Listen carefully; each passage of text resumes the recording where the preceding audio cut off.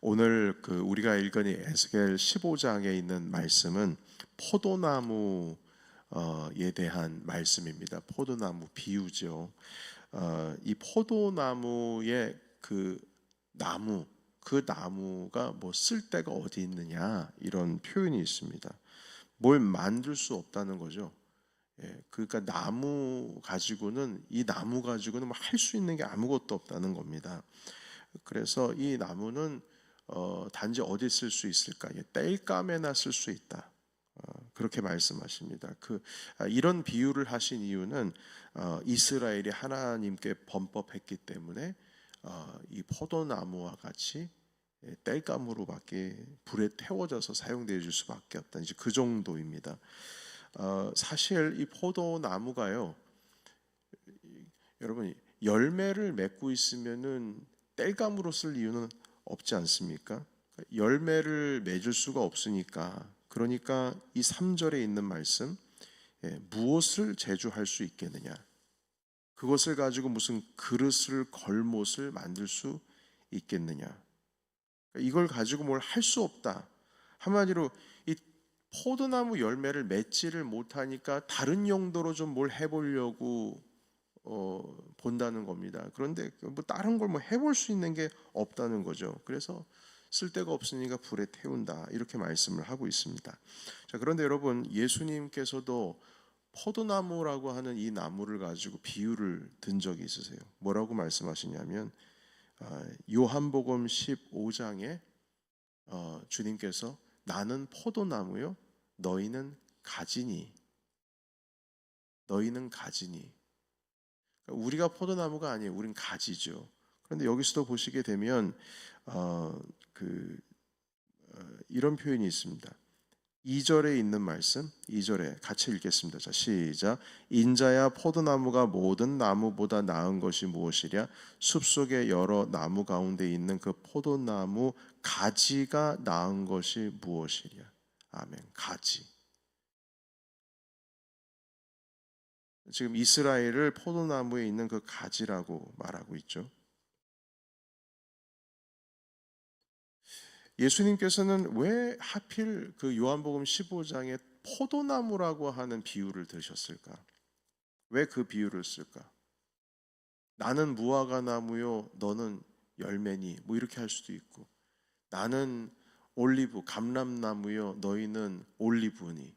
감람나무 열매니. 뭐 이렇게도 표현하실 수 있는데 왜 하필 나는 포도나무요, 너희는 가지니 이런 표현을 하셨냐는 거죠. 그 이유는 예수님께서 그 포도나무 나는 나무요 너희는 가지니라고 하시는 말씀이 이 에스겔 선지자의 말씀을 주님께서 모르는 게 아닙니다. 알고 이 말씀을 하시는 거예요. 에스겔 선지자의 말씀에 도저히 이스라엘은 포도나무 가지로서 가치가 없다는 것을 가르쳐 주셨던 그 말씀, 하나님께서 말씀하셨던 그것이 기억나셨기 때문이죠. 그래서 주님께서 요한복음에 신약에 가서 그 포도나무의 비유를 쓰신 겁니다.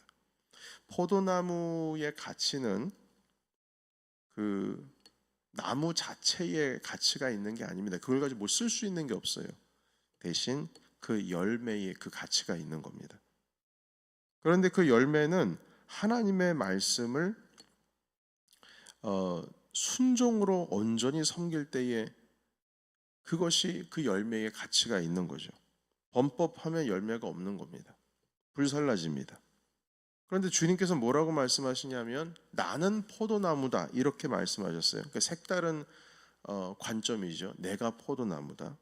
예수님은 포도나무고 포도 열매를 맺는 포도나무인데 우리는 가지예요. 오늘 아까도 방금 2절에 말씀 읽었지 않습니까? 그 포도나무 가지가 나은 것이 무엇이냐? 이스라엘은 가지예요. 그러면 여러분 예수님의 포도나무고 우리 이스라엘 그러니까 우리가 가지라면 이 가지가 열매를 맺기 위해서는 포도나무에 붙어 있어야 되는 겁니다. 그러니까 붙어 있지를 못하니까 열매를 맺지를 못하고 그래서 결국 그 가지는 어떻게 됩니까? 에스겔서의 지금 15장에 있는 말씀처럼 불살라지는 거죠. 그런데 참 여러분 희한하게도 우연인지 모르겠습니다만 그 포도나무 가지에 대한 예수님의 비유가 요한복음 15장에 있는데 그 포도나무에 대한 구약 에스겔에서 말하고 있는 비유도 15장입니다. 그러니까 똑같은 15장이에요. 어떻게 이런 우연이 있겠습니까? 구약에서는 그 범법함이라는 것, 하나님의 말씀을 범법함이라고 하는 것을 열매를 맺지 못하는 가지로 표현을 했다면 요한복음 예수님께서는 뭐라고 말씀하시냐면 그 가지가 열매를 맺지 못하는 이유에 대해서 말씀하시는데 포도나무에 붙어 있지를 않아서 예수 안에 있지를 않아서 그 말씀 안에 있지를 않아서 열매를 맺을 수 없었다는 겁니다. 그러니까 구약 성경에서 지금 말씀하고 있는 범법함이라고 하는 표현이 있는데 그 범법함이라고 하는 것이 신약 요한복음 15장에서는 예수 안에 있지를 않았기 때문에 그런 것이다. 이렇게 말씀하십니다. 여러분 에스겔서 15장 8절에 있는 말씀 보실까요? 8절 같이 읽겠습니다. 8절 같이 읽습니다. 시작. 내가 그 땅을 황폐하게 하리니 이는 그들이 범법함이니라. 나 주 여호와의 말이니라 하시니라. 아멘. 여기 표현 범법, 이 범법이라는 표현을 바로 이 8절에 있는 문장 때문에 이 단어 때문에 범법이라는 단어를 사용을 했습니다. 그러니까 에스겔서 15장에서는 범법, 하나님의 말씀을 어겼기 때문에 지금 불살라지는 것이고 요한복음 15장에는 예수 안에 있지 않기 때문에 나는 포도나무요 너희는 가지니 그가 내 안에 거하면 많은 열매를 맺나니 열매를 많이 맺나니 나를 떠나서는 그 가지가 떨어지면 너희가 아무것도 할 수 없다. 가지는 예수 안에 붙어 있어야 된다. 요한복음에서는 그렇게 말씀을 하고 있습니다. 그래서 여러분 에스겔서의 말씀을 우리가 이 15장을 읽으면 요한복음 15장에 있는 그 말씀이 생각이 나야 합니다.